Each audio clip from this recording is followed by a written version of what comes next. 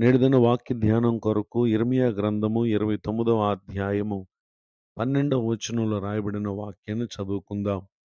మీరు నాకు మొర్రపెట్టుదురేని, మీరు నాకు ప్రార్థన చేయుచు ఒత్తురేని, నేను మీ మనవి ఆలకింతును. చదవబడిన ఈ వాక్య భాగంలోని దీవెన నా ప్రియులకు మీరందరూ పొందుదురుగాక. మన ప్రభు అయిన యేసుక్రీస్తు వారు తనకు మొరపెట్టు వారికి, తనకు ప్రార్థన చేయవారి యొక్క మనవులను ఆయన ఆలకించే దేవుడుగా ఉన్నారు. సహజంగా ప్రతి మనుష్యుడు తన బాధను, తన కష్టాన్ని మరెవరితో అయినా పంచుకోవాలని ఇష్టపడతాడు. అయితే ఇతరులు మన బాధను వినవచ్చు, వినకపోవచ్చు. వినినప్పటికీ మనం కలిగి ఉన్నటువంటి బాధ నుండి విడిపించకపోవచ్చు. ఆ సమయంలో ఏ మనుషుడు కూడా నిస్సహాయ స్థితిలో ఉన్నవాడు కాదు.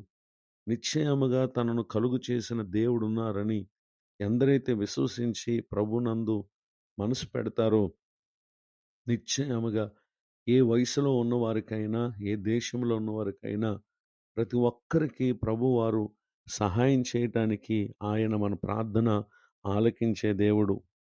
99వ కీర్తన 6వ చరణంలో రాయబడిన 2వ వాక్య భాగంలో, ఆయన నామమును బట్టి ప్రార్థన చేయవారిలో సమూయేలు ఉండెను. వారు యెహోవాకు మొరపెట్టగా ఆయన వారికి ఉత్తరం ఇచ్చెనని ఇక్కడ తెలియచేయటం గమనించగలం.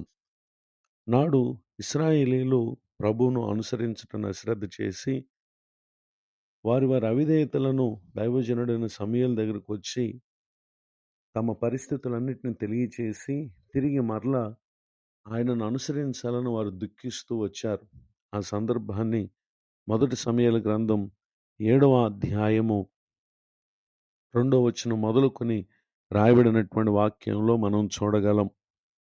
వారిపైకి ఫిలిష్తీయులు వారికి కీడు కలుగు చేయటానికి వచ్చినటువంటి సందర్భంలో వారు తమ స్థితి ఏంటో తాము గుర్తించి సమూయేలు గారి దగ్గరకు వచ్చి మాట్లాడారు. ఆ సందర్భంలో అతడు వారిని, మీరు పూర్ణ హృదయంతో ప్రభువునకు వైపునకు మళ్ళుకోవాలని, అప్పటి వరకు వారు అనుసరిస్తున్నటువంటి వాటన్నిటిని కూడా పరిపూర్ణంగా తొలగించుకోవాలని, అప్పుడే దేవుడు వారిని విడిపిస్తాడని తెలియజేస్తూ వచ్చి 1 సమూయేలు గ్రంథం 7వ అధ్యాయము 5వ వచనంలో రాయబడిన 2వ వాక్య భాగంలో, నేను మీ పక్షమున యెహోవాను ప్రార్థన చేయుదునని అతడు చెప్పాడు. ఆ విధముగా వారి నిమిత్తమై అతడు చేసినటువంటి ప్రార్థన మనం 8వ వచనం నుండి రాయబడిన వాక్యంలో మనం చూడగలం. అలా అతడు చేసిన ప్రార్థన ఆలకించినటువంటి దేవుడు వారి మీదకు వచ్చినటువంటి ఫిలిష్తీయుల మీద మెండుగా ఉరుములు ఉరిమించి వారిని తారుమారు చేయగా వారు ఇశ్రాయేలీయుల చేత ఓడిపోయారు.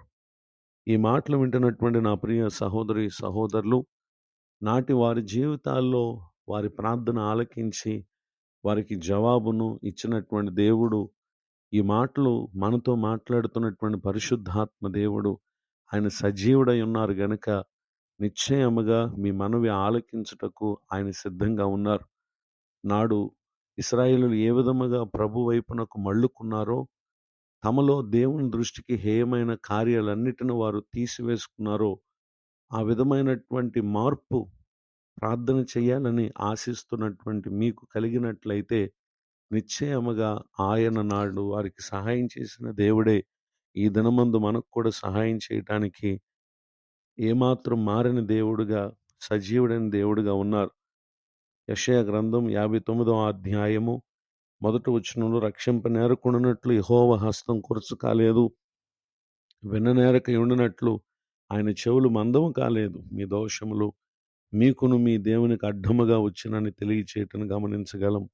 నిజమే, మనలో ఉండే దోషాలు అనగా ప్రభు దృష్టికి, ఆయన వాక్యానికి వ్యతిరేకంగా ప్రవర్తించిన విధానం, మన ప్రార్థన ప్రభు వినిన కార్యాలు జరగటానికి అవి అడ్డుగా ఉంటాయి. గనుక నాడు ఇశ్రాయేలు కలిగిన మార్పు ప్రతి ఒక్కరి హృదయాలు కలిగి ఉన్నప్పుడు వారికి మేలు చేసిన దేవుడు